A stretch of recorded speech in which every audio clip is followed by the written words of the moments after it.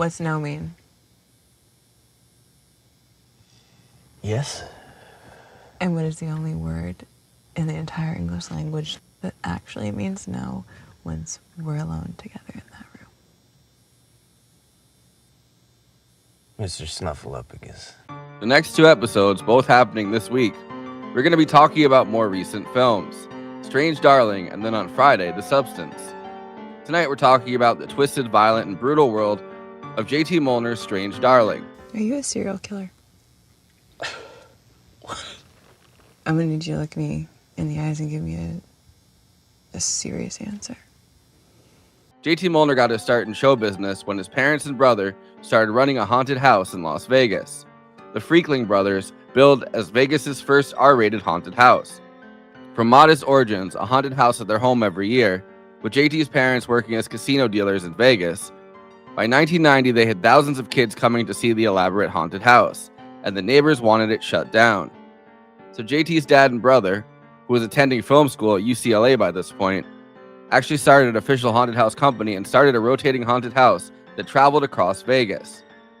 By this point, they have 3 haunted house locations, and JT became involved as a managing partner to create adult haunted house experiences, coming up with many of the most provocative exhibitions. He dreamed of also going to film school, but was afraid he couldn't after his brother already did. He became an actor and a for-hire screenwriter, eventually writing the screenplay that would become his directorial debut, Outlaws and Angels, in 2016.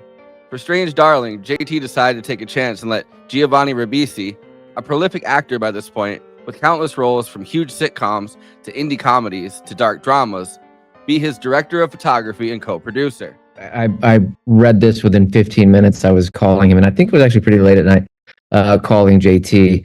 And I was sort of exploding all over the phone about how much I loved the screenplay and essentially begging to be a part of it. Having a birthday party in Las Vegas, and he called in the middle. Oh, is that right? Oh, that's right. I remember. My whole Yeah. family was there, and I get this call, and I was like, I almost told him I couldn't talk, and he's like, I got to tell you. And I told my family, I'm like, Giovanni Ribisi's on the phone and loved my stuff. And they're like, go into the other room. Like, it was the greatest birthday present I could have had. It was really. This is the first movie that Ribisi has filmed, and it is a bold, announced choice. They decided to shoot the film on 35mm rather than digital. Mollner and Ribisi seem to work seamlessly, and this is one of the best looking movies to come out recently.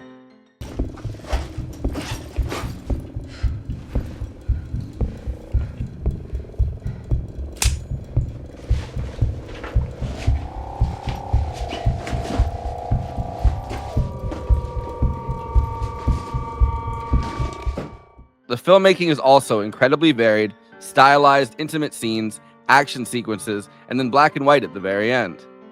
Strange Darling takes some of the best elements of 90s thrillers and action movies, using an incredibly frenetic strategy where the chronology is given in 6 chapters completely out of order.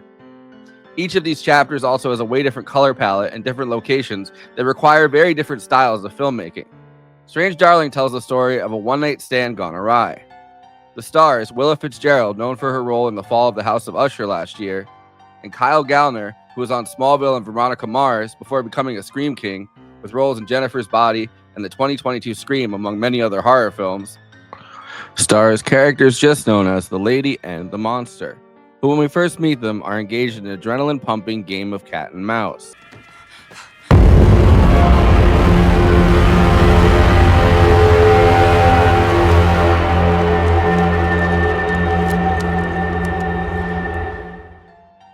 In the very beginning, we're told that this film is a true story and tells the story of the most prolific serial killer of the 21st century who killed from 2018 to 2020.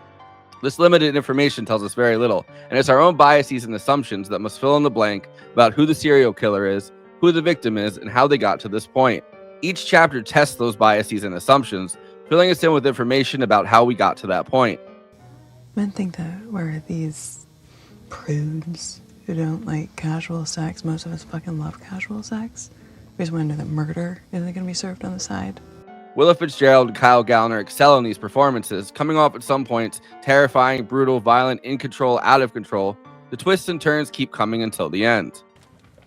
Looks like checkmate. Yeah. And then some. There's nothing more than fucking checkmate. It either is or it isn't. You fucking Philistine.